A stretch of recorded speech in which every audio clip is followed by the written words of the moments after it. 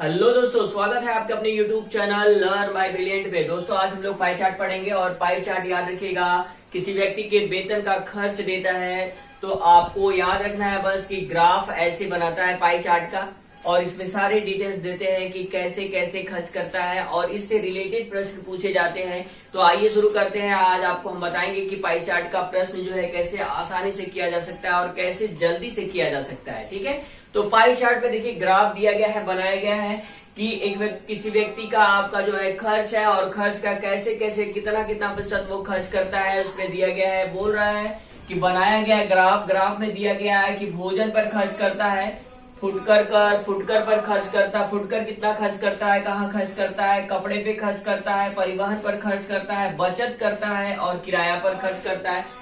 ये दिया गया है और इस पे भी बताया गया है कि कितना कितना प्रतिशत खर्च करता है। तो भोजन पे बोल रहा है 30% खर्च करता है, फुटकर पर 10% कर रहा है, कपड़े पे 5% खर्च करता है, परिवहन पर 12% खर्च करता है और बचत पर 18% खर्च करता है और किराया पर 25% खर्च करता है। याद रखिएगा, ये टोटल आपका जो है खर्च दिया गया है, ये वेतन का दिया गया है और ये 100% का दिया गया है ना। जितने भी खर्च हुए हैं आप देख सकते हैं, बचत के साथ जितने खर्च हुए हैं आपके सारे अगर जोड़ दिए जाए तो टोटल हमारा जो है, अगर जोड़ दिया जाए तो टोटल हमारा हो जाता है 100%। याद रहे, यानी ये टोटल हमारा जो वेतन है, ये टोटल हमारा ये वेतन है जो जिसको क्या कर दिया जाता है, ऐसे ऐसे खर्च किया जाता है, इतना इतना %।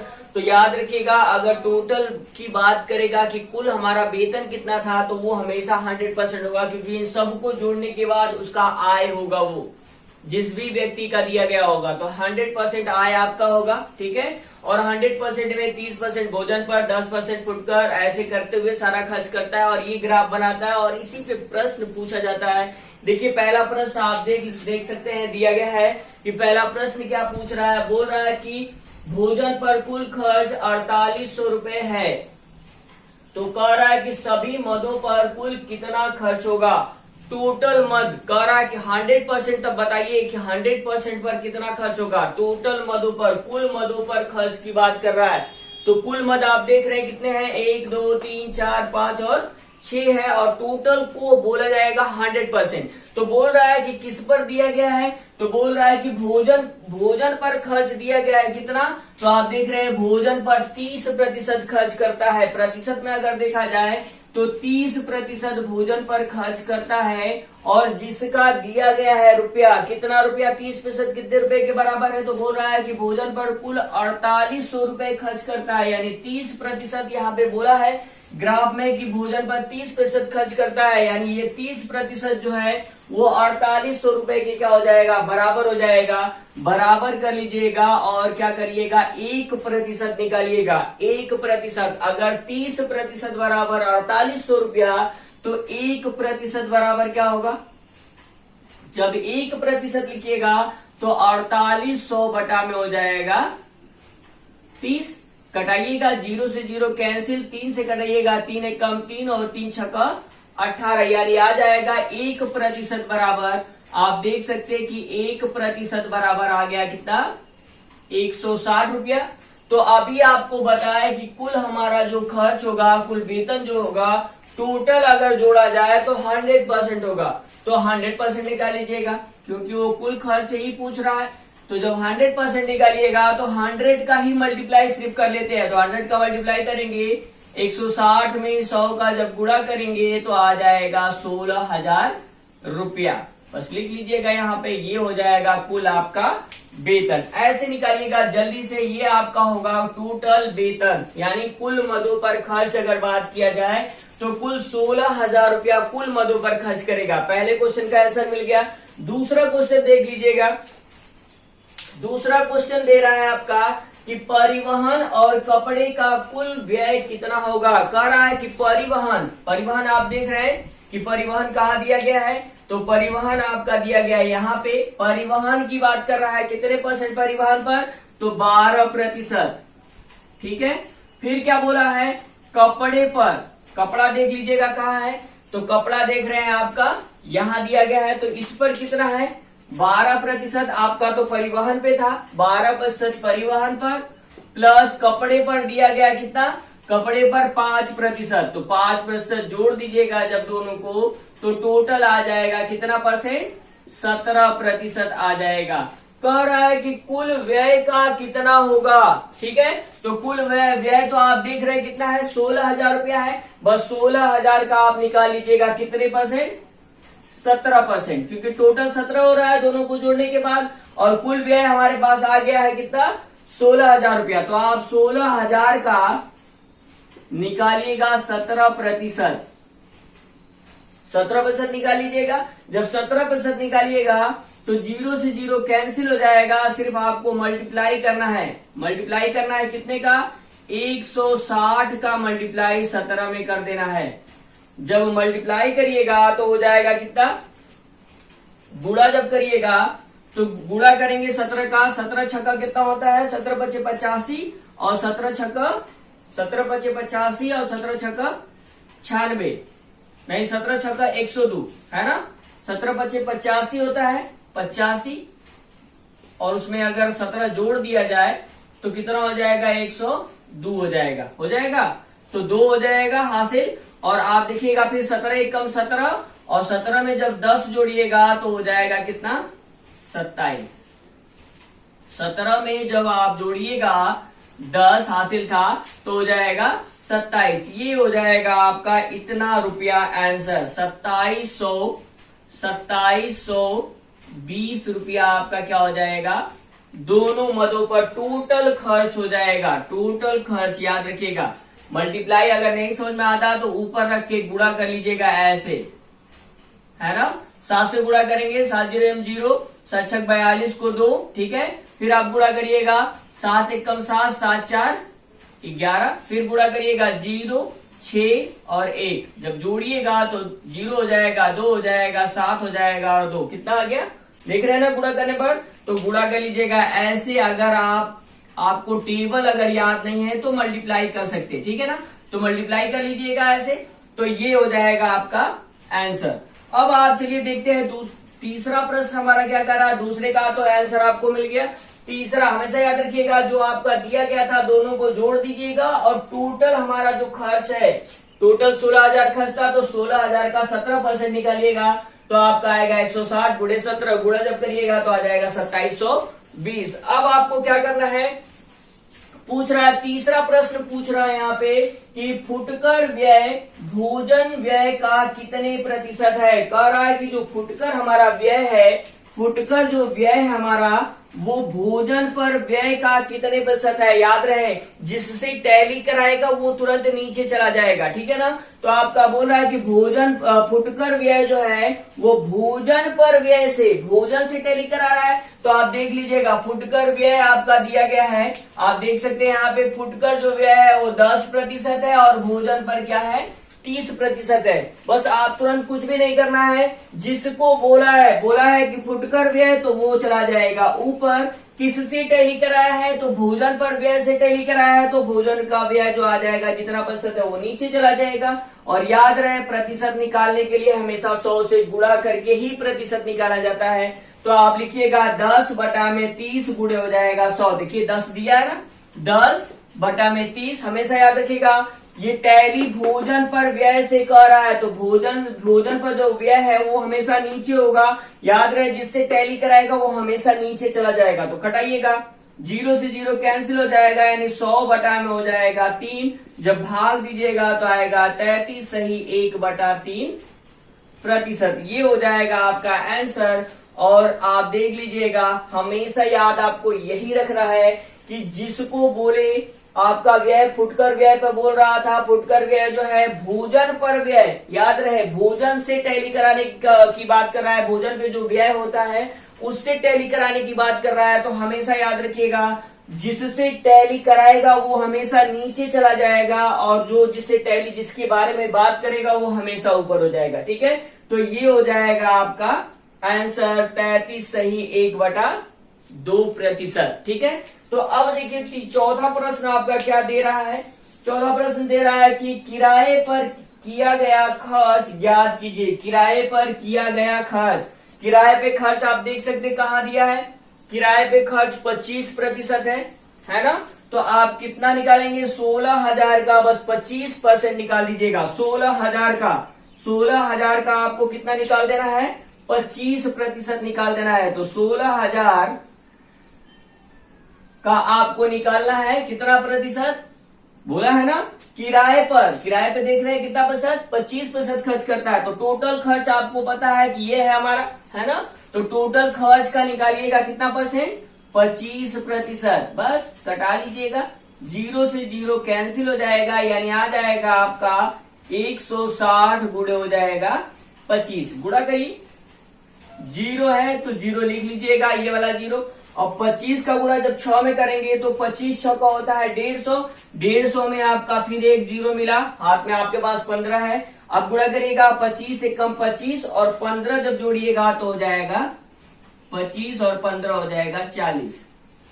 ये हो जाएगा आपका आंसर 4,000 रुपया। यानी किस पर 4,000 रुपया खर्च करता है, तो किराए पर खर्च करता है। ठीक है ना। आपको निकालना है 16,000 रुपए टोटल खर्च, टोटल जो खर्च है कुल खर्च का निकालिएगा कितने परसेंट, यानी कुल खर्च में 25% सिर्फ खर्च करता है किराए पर। तो आप कुल खर्च देख रहे हैं कि कुल खर्च हमारा दिया गया है, कुल खर्च अभी हमारा आया था कितना, 16,000 रुपया। ठीक है ना, ये हमारा कुल खर्च है। और कुल खर्च का क्योंकि 100% हम लोग निकाले थे, तो 100% हम अभी आपको बताए थे शुरू में ही कि 100% टोटल खर्च है। तो जो 100% का मान होगा वही हमारा कुल खर्च होगा। तो कुल खर्च आपका 16,000 था, उसका 25% निकालिएगा तो आएगा 4,000 रुपया। अब लास्ट हमारा क्वेश्चन पूछ रहा है, 5वां प्रश्न पूछ रहा है, यहाँ पे पूछ रहा है प्रश्न कि कुल बचत ज्ञात कीजिए। बचत याद रहे, बचत किससे निकालेंगे, फिर इसी से निकालेंगे। हमारा टोटल जो खर्च है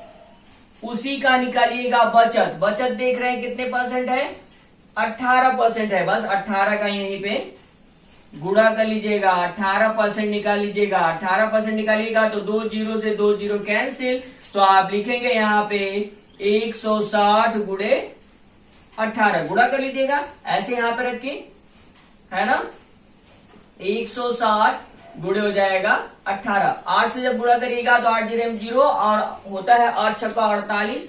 48 को 8 हाथ में लगा आपका 4 और 8 एकम 8, 8 4 होता है 12। ये हो जाएगा 0 6 और 1 जोड़िएगा तो 0 8 8 और 2। यानी आपका आंसर हो जाएगा, आंसर हो जाएगा आपका रुपया 2880। ये आपका आंसर हो जाएगा। कुल बचत इसका कितना है, तो आप देख रहे हैं कि 2880 रुपया है। ऐसे करिएगा इस तरह के प्रश्न को पाई चार्ट के। हमेशा याद रहे प्रतिशत पर कमांड होना चाहिए और अनुपात और समानुपात। अभी तो अनुपात और समानुपात का कोई प्रश्न आया नहीं, मगर प्रतिशत से दिया गया है, प्रतिशत दिया गया है टोटल, तो प्रतिशत पे कमांड होना चाहिए। अगर प्रतिशत पे कमांड है तो इस तरह के प्रश्न को जल्दी से कर सकते हैं। अभी हो सकता है कि आगे प्रश्न में अनुपात और समानुपात से भी प्रश्न आए, तो याद रहे 2 चैप्टरों पर कमांड बनाइएगा आप लोग पाई चार्ट लगाने से पहले, एक प्रतिशत और एक अनुपात और समानुपात। तो आइए कुछ और भी प्रश्न देखते हैं कि कैसे प्रश्न दिए जाते हैं एग्जामों में, इस पर आधारित, पाई चार्ट पे आधारित उस तरह के प्रश्न अभी हम लोग कुछ एग्जांपल्स करेंगे। आइए देख लेते हैं।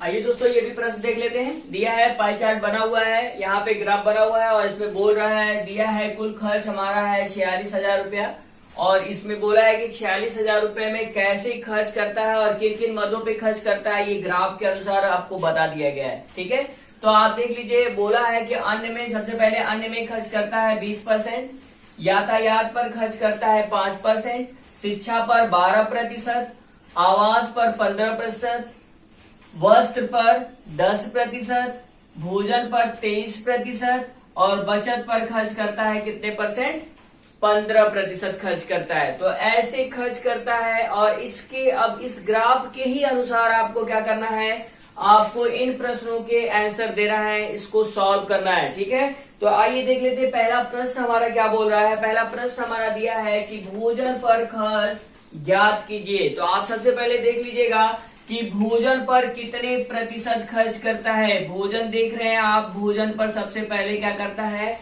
23% खर्च करता है। तो आप क्या करिएगा, टोटल खर्च का कितने परसेंट निकाल दीजिएगा, 23% निकाल दीजिएगा। तो आपको निकालना है कितने का, 16,000 रुपए का, 16,000 रुपए का आपको निकालना है 23%। तो निकाल लीजिएगा, तो आपको पता चल जाएगा कि कुल कितना खर्च करता है। ठीक है, किस पर, तो भोजन पर। तो कटाइएगा, 0 से 0 कैंसिल हो जाएगा। अब आपको गुणा करना है कितने का, 460 में गुणा करना है 23 से। जब गुणा करिएगा आप तो आपका आ जाएगा, आंसर आएगा गुणा करने के बाद 10,580 रुपया। ये आपका आंसर हो जाएगा, गुणा कर लीजिएगा, ये आपका आंसर होगा। और ये हो जाएगा भोजन पर कुल खर्च कितना रुपया, तो 10,580 रुपया। ठीक है, तो ये आपका आंसर हो जाएगा। चलिए दूसरा प्रश्न देख लेते हैं। दूसरा प्रश्न आपका दिया गया है, वस्त्रों और आवासों पर कुल खर्च ज्ञात कीजिए। कह रहा है कि वस्त्र और आवास पर आपको खर्च ज्ञात करना है। तो आप सबसे पहले दिया है वस्त्र, तो वस्त्र को देखिएगा, वस्त्र पर कितना खर्च करता है, 10% खर्च करता है। तो वस्त्र के नीचे आप 10% लिख लीजिएगा, प्लस दोनों टोटल की बात कर रहा है, टोटल की बात कर रहा है तो जोड़ दीजिएगा। आवास, आवास देख लीजिए कहाँ दिया गया है, आवास पर वो खर्च करता है कितने प्रतिशत, 15%। तो प्लस आवास का जोड़ दीजिएगा 15%, जोड़िएगा टोटल तो हो जाएगा 25%। तो आप या तो 25% निकाल लीजिएगा कुल खर्च का, तो आपका आ जाएगा, या फिर अभी आपने निकाला जब 100% बराबर भी देख सकते कि 100% बराबर क्या आया था, 100% बराबर था 46,000 रुपया, क्योंकि ये टोटल जो खर्च है वो 100% ही होता है। हमेशा याद रहे, ये जो टोटल खर्च आपका होता है अगर प्रतिशत में बात किया जाए तो ये 100% होता है। और ये दोनों एक दूसरे के क्या होते हैं, बराबर होते हैं। ये प्रतिशत में 100% होता है और इसी को बोला जाता है कितना खर्च है, टोटल 46,000 रुपया। तो आप जान रहे हैं कि 100% बराबर अगर हम देखें तो 100% बराबर हमारा कितना रुपया है, 46,000 रुपया है। तो अगर हम 1% बराबर देख ले, तो अगर 1% बराबर देखेंगे तो आप क्या करिएगा, बस 46,000 में 100 से भाग दे दीजिएगा, तो 0 से 0 कैंसिल हो जाएगा। तो 1% बराबर क्या आ जाएगा, 460 रुपया। अब आपको बस इतना ही ध्यान में रखना है, ठीक है ना, बस इतना ही ध्यान में रखना है कि 1% बराबर 46, तो जितना भी प्रतिशत पूछेगा बस इसी में गुणा कर लीजिएगा, आंसर मिल जाएगा। ठीक है, तो आइए देख लेते हैं। अब यहाँ पे आप देख रहे हैं कि 25% आ गया हमारा, कुल दोनों को मिलाकर, वस्त्र और आवास को मिलाकर कुल टोटल खर्च हमारा 25% है। तो आप क्या करिएगा, आपको पता है कि 1% बराबर हमारे पास है कितना रुपया, 460 रुपया। तो आपको निकालना कितना परसेंट है, तो 25% निकालना है। तो आप 25% बराबर निकाल लीजिएगा।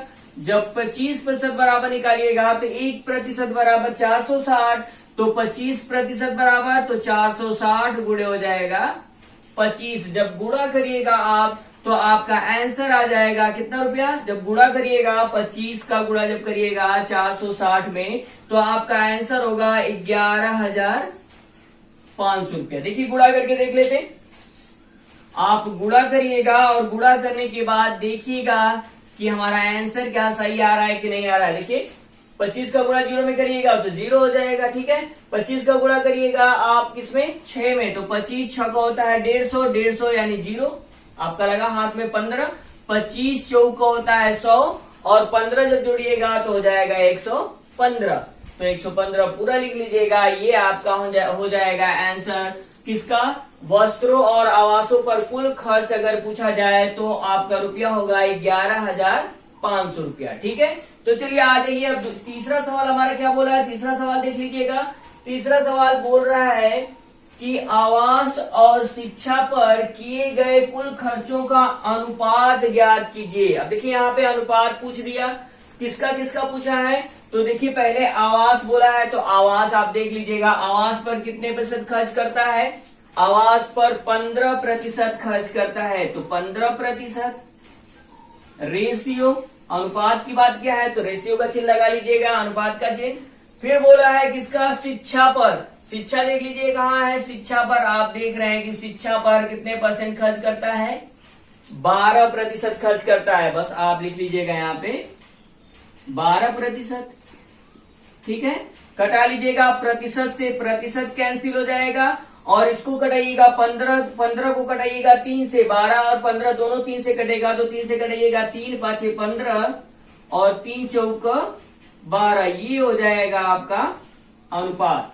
किस पर, आवास और शिक्षा पर खर्च का अनुपात क्या हो जाएगा, 5/4 हो जाएगा। ठीक है दोस्तों, आगे देख लेते हैं, प्रश्न आपका दिया गया है। अगला प्रश्न आपका है, दिया गया है ग्राफ चित्र से पता चलता है कि सर्वाधिक खर्च वाली मद है। कह रहा कि ग्राफ चित्र, जो ये ग्राफ चित्र हमारा दिया गया है, इसमें बोल रहा है कि देखकर बताइए कि सबसे ज्यादा खर्च किस मद में किया गया है। तो सबसे पहले आप देख लीजिए, सबसे कम अगर आप पूछा जाए तो सबसे कम प्रतिशत देख लीजिएगा, जिसका होगा वो सबसे कम खर्च होगा। और सबसे ज्यादा की जब बात करेगा तो सबसे ज्यादा प्रतिशत में जिसमें भी खर्च किया होगा वो मद सबसे ज्यादा खर्चीला होगा। ठीक है, तो आप देखिए सबसे ज्यादा खर्च 23% है, 23% दिख रहा है, भोजन पर खर्च करता है। और सबसे कम किस पर खर्च करता है, यातायात पर खर्च करता है 5%। तो आपको सर्वाधिक पूछा है, तो सर्वाधिक आपका हो जाएगा भोजन, तो इसका आंसर हो जाएगा आपका भोजन पर। भोजन पर कितने %, 23% खर्च करता है, ये आपका आंसर हो जाएगा। और आपका लास्ट प्रश्न है, 5वां प्रश्न आपका दिया है कि परिवार की बचत क्या है। बचत की बात कर रहा है, तो आप देख रहे हैं कि बचत हमारा दिया कहाँ है, बचत हमारा यहाँ पे दिया गया है, देख रहे हैं ना। और बचत का प्रतिशत जो दिया गया है वो हमारा प्रतिशत क्या है, 15 है। तो आपको पता है कि 1% बराबर हमारे पास है 460 रुपया। तो आपको निकालना कितना है, 15%। परिवार का जो है आपका, परिवार का जो बचत है वो है 15%। तो जब 15% लिखिएगा तो बस 15 का यहीं पे गुणा कर लीजिएगा। जब 15 का गुणा करिएगा इसमें तो आपका आ जाएगा आंसर, आप देख रहे हैं आंसर आपका आ जाएगा 6,900 रुपया। आप देख लीजिएगा, सॉल्व करिएगा, इसका मल्टीप्लाई करिएगा और देखिएगा आपका आंसर आ जाएगा। ऊपर नीचे रख के मल्टीप्लाई भी कर सकते, तो आप जब मल्टीप्लाई करिएगा तो आएगा 6,900 रुपया आपका क्या हो जाएगा, परिवार की बचत होगी। दोस्तों ऐसे ही प्रश्न करिएगा, इस तरह का जब भी प्रश्न आए पाई चार्ट से, बस आपको ऐसे ही करना है, बिल्कुल भी घबराना नहीं है। आपका बहुत ही आसान होता है इस तरह के प्रश्न को लगाना। तो आइए कुछ और भी एग्जाम्पल लेते हैं और फिर से समझने की कोशिश करते हैं कि और भी कैसे प्रश्न, किस तरह के प्रश्न इस पे पाई चार्ट से आपका एग्जामों में आता है। तो आइए देख लेते हैं।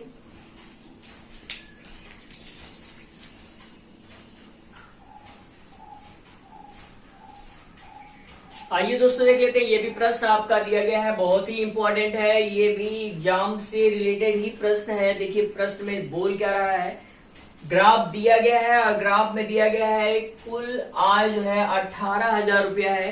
कह रहा है कि कुल जो आय है वो 18,000 रुपया है और इससे रिलेटेड सारे जो आपके खर्च है, बचत है, वो दिए गए हैं ग्राफ में। तो ग्राफ में दिया क्या गया है, आप देख सकते हैं, दिया गया है कि भोजन पर 105 अंश खर्च करता है। ठीक है, अंश में डिग्री में दे दिया है, आप 105 अंश खर्च करता है ना, बना रहा है, कोड बना रहा है, 105 अंश का कोड बनाता है भोजन के लिए। और विविध के लिए 40 अंश का कोड बनाता है। और आपका बचत पर 80 अंश का कोड बनाता है। शिक्षा पर 65 अंश का कोड बनाता है और किराए पर 70 अंश का कोड बनाता है। याद रहे, आपको सभी लोगों को पता होना चाहिए कि वृत्त के अंतः कोणों का योग होता है, हमेशा याद रहे, वृत्त के अंतः कोणों का योग हमेशा होता है 360 अंश।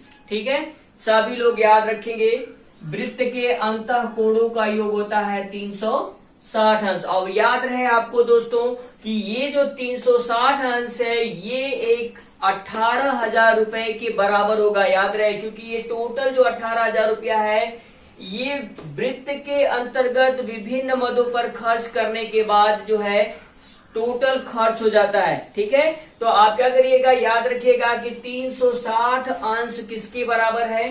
तो आप याद रखेंगे 360 अंश जो है वो हमेशा याद रखिएगा 18,000 रुपए के क्या होगा, बराबर होगा। तो आप एक अंश बराबर निकालिएगा, एक अंश बराबर, चलिए निकाल लेते। तो एक अंश बराबर हो जाएगा 18,000 बटा में हो जाएगा 360। कटाइएगा, कटाएंगे जब हम लोग तो 0 से 0 कैंसिल हो जाएगा। ठीक है, अब 18 से कटाइए, 18 एक कम 18 और इसको कटाइएगा 18 दूना के 36 और फिर 2 से कटाइएगा, 2 एक कम 2 और 2 पाँचे 10 यानी 50 बार में, यानी एक अंश बराबर आ गया आपका 50 रुपया। एक अंश बराबर कितना रुपया, 50 रुपया। बस इसको याद रखना है आपको दोस्तों, ये याद रखना है कि एक अंश बराबर कितना रुपया है, 50 रुपया है। बस ये याद रखिएगा, बाकी सारा सवाल हम लोग जल्दी से लगा लेंगे। ठीक है, तो आइए इस पे रिलेटेड जो पहला प्रश्न हमारा दे रहा है इससे रिलेटेड वो उसको देख लेते। तो पहला जो हमारा प्रश्न दे रहा है वो दे रहा है कि शिक्षा पर व्यय किराए पर मासिक व्यय से कितना कम है। कह रहा है शिक्षा में जो व्यय है वो किराए पर मासिक व्यय से कम है, वो भी पूछ रहा है कि कितना कम है। तो आप देख लीजिएगा, सबसे पहले शिक्षा पर आप देख रहे हैं कितना रुपया, कितना अंश का कोण बनाता है। तो आप देख रहे हैं कि शिक्षा पर सबसे पहले वो बनाता है आपका 65 अंश का कोण बनाता है। ठीक है, और किराए पर देखिए 70 अंश का कोण बनाता है। देख रहे हैं ना, किराए पर 70 अंश का कोण बनाता है और शिक्षा पर 65 अंश का कोण बनाता है। जब दोनों को माइनस करिएगा, 70 अंश माइनस आपको करना है 65 अंश, जब माइनस करिएगा तो आ जाएगा आपका 5 अंश, सिर्फ 5 अंश बचाता है। और आपको सवाल में पता है कि एक अंश बराबर होता है 50 रुपया। एक अंश बराबर कितना रुपया, 50 रुपया। तो 5 अंश बराबर कितना रुपया हो जाएगा, है ना।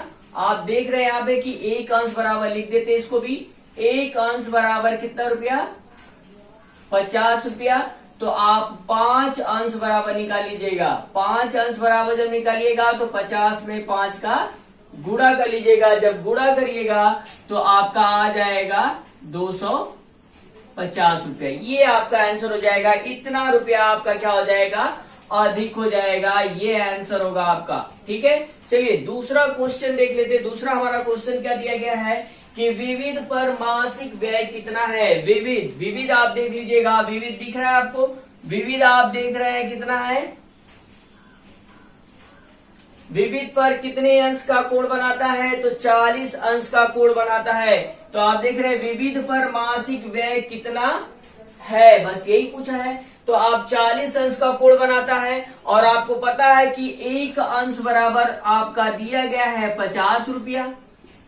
तो 40 अंश बराबर, विविध पर खर्च 40 अंश का करता है, तो 40 अंश बराबर हो जाएगा आप 50 में बस 40 का गुणा कर दीजिएगा तो आ जाएगा आपका, गुणा करने पर 2000 रुपया। यानी आप देख रहे हैं कि आपको पता चल गया कि हमारा टोटल खर्च जो है विविध पर कितना रुपया है, 2000 रुपया है। ठीक है, तो आइए अब आगे भी देख लेते हैं। अगला हमारा जो प्रश्न दिया गया है, प्रश्न देख लीजिएगा, भोजन पर मासिक व्यय कितना रुपया है, कितना है, रुपया में ही है। ठीक है ना, कह रहा है कि भोजन पर मासिक व्यय कितना है। भोजन पर पहले देख लीजिएगा कितने अंश का कोण बनाता है। भोजन पर 105 अंश का कोण बनाता है। तो आपको पता है कि एक अंश बराबर आपका कितना रुपया है, 50 रुपया है। ठीक है, तो 105 अंश बराबर कितना हो जाएगा, तो बस 50 में आप क्या करिएगा, 105 का गुणा कर लीजिएगा। तो आप देख रहे हैं 0 हो जाएगा यहाँ पे, है ना, 0 था। अब 5 का बस गुणा करके लिख दीजिएगा। तो 5 का जब गुणा करिएगा तो 50 हो जाएगा 25 और 5 एकम 5, यानी आपको पता चल गया कितना रुपया है, तो 5250 रुपया है। किस पर खर्च है, तो भोजन पर मासिक खर्च है। ये किस पर है, भोजन पर ये खर्च है। आइए अगला क्वेश्चन हमारा जो दिया गया है नीचे, लास्ट क्वेश्चन जो दिया गया है, सॉरी चौथा जो क्वेश्चन हमारा दिया गया है वो दिया गया है कि मासिक बचत शिक्षा पर मासिक व्यय से कितना अधिक है। बस कुछ नहीं दोस्तों, ये भी देख लीजिएगा मासिक बचत। सबसे पहले आप देखिएगा वहां पे कि मासिक हमारा जो बचत है वो कहाँ है, तो मासिक बचत आप देख रहे हैं कि मासिक बचत कहाँ है, ये रहा मासिक बचत, और ये दिख रहा है कि 80% खर्च करता है, सॉरी 80% क्या करता है, खर्च करता है। ठीक है, फिर क्या कर रहा है कि शिक्षा पर मासिक व्यय, शिक्षा पर देख लीजिएगा, शिक्षा पर मासिक व्यय, शिक्षा देख रहे हैं ना सभी लोग, देख लीजिएगा शिक्षा पर जो है मासिक जो आपका क्या करता है, खर्च जो करता है वो 65 अंश का कोण बनाता है। ठीक है ना, तो आप दोनों का अंतर देख लीजिएगा, तो दिया है 80 अंश माइनस 65 अंश। जब माइनस करिएगा दोनों को तो आएगा आपका 15 अंश। तो आप सभी लोगों को पता है, अभी फिर से लिख देते कि 1 अंश बराबर 50 रुपया। सवाल में हमारा दिया गया है 1 अंश बराबर कितना रुपया, 50 रुपया। तो आपको निकालना है 15 अंश बराबर, तो 15 गुणे हो जाएगा आपका 50। जब गुणा करिएगा तो 15 पाँचे होता है 75, यानी हो जाएगा आपका आंसर 750 रुपया। ये आपका आंसर हो जाएगा, इतना अधिक है। ठीक है, ये हो जाएगा आपका, अधिक ही पूछा है, कितना अधिक है, तो आप देख रहे हैं 750 रुपया अधिक है। ठीक है, आप चलिए लास्ट क्वेश्चन हमारा दिया गया है यहाँ पे कि किराए पर, 5वां नंबर है आपका, दिया गया है किराए पर व्यय विविध उद्देश्यों के व्यय से कितना प्रतिशत अधिक है। अब सिर्फ प्रतिशत पूछ रहा है। ठीक है, तो आप देख लीजिएगा, प्रतिशत हमेशा याद रखिएगा 100 से मल्टीप्लाई करके ही प्रतिशत निकाला जाता है। ठीक है ना, तो सबसे पहले आपको दिया गया है किराए पर व्यय, किराए पर जो व्यय है वो विविध उद्देश्यों के व्यय से, हमेशा याद रखिएगा जिससे टैली करा दिया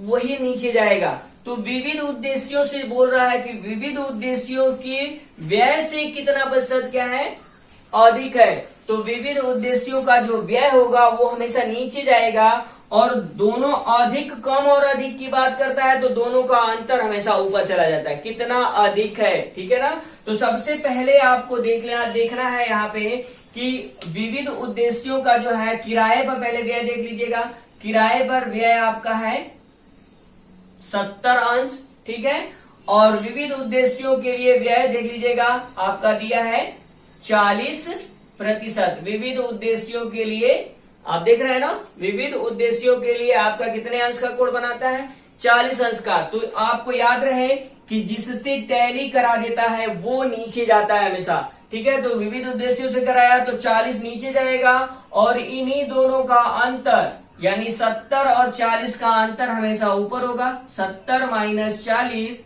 बटा में हो जाएगा आपका 40, गुणे हो जाएगा। याद रहे प्रतिशत निकालने के लिए हमेशा 100 से गुणा करते हैं। ठीक है, तो जब आप गुणा करिएगा यहाँ पे तो ये हो जाएगा, जब घटाइएगा तो 30 बटा में हो जाएगा 40, गुणे हो जाएगा 100। 0 से 0 कैंसिल, और 4 से जब 100 को घटाइएगा तो 25 बार में कट जाएगा, और 25 का गुणा जब 3 में करिएगा तो 25 तिहाई होता है 75। कितना होता है, 75, यानी कितने अंश का कोण बनाएगा, सॉरी कितना अधिक है, कितने प्रतिशत अधिक है, बोला है कि किराए पर व्यय विविध उद्देश्यों के व्यय से कितना प्रतिशत अधिक है। तो आप देख रहे हैं कितना प्रतिशत अधिक है, तो 75% अधिक है। बस ऐसे ही करना है आपको, हमेशा याद रहे कि जब भी प्रतिशत निकालिएगा तो 100 से मल्टीप्लाई करके, और अधिक और कम बोले तो दोनों का अंतर ऊपर रखिएगा, जिससे टैली कराएगा वो हमेशा नीचे रखिएगा। ठीक है, और आप हल करिएगा और निकाल लीजिएगा प्रतिशत। तो आप देख रहे हैं दोस्तों कि पाई चार्ट का ऐसे ही प्रश्न आते हैं और ऐसे ही लगाया जाता है प्रश्न को। आपको आई होप समझ में आया होगा। अगर वीडियो समझ में आया होगा आपको, अगर आपके जितने भी हमने आज आपको सवाल बताया अगर समझ में आया होगा तो अपने दोस्तों में ज्यादा से ज्यादा शेयर करिएगा, और कमेंट में लिखिएगा कि वीडियो आपको कैसा लगा, समझ में आया या नहीं आया। और लाइक जरूर करिएगा। अगर चैनल में नए होंगे तो चैनल को बिल्कुल सब्सक्राइब करिएगा और बेल आइकन दबा दीजिएगा, क्योंकि आने वाले सभी आपकी वीडियो आपके एग्जाम से रिलेटेड ही है। Thank you so much.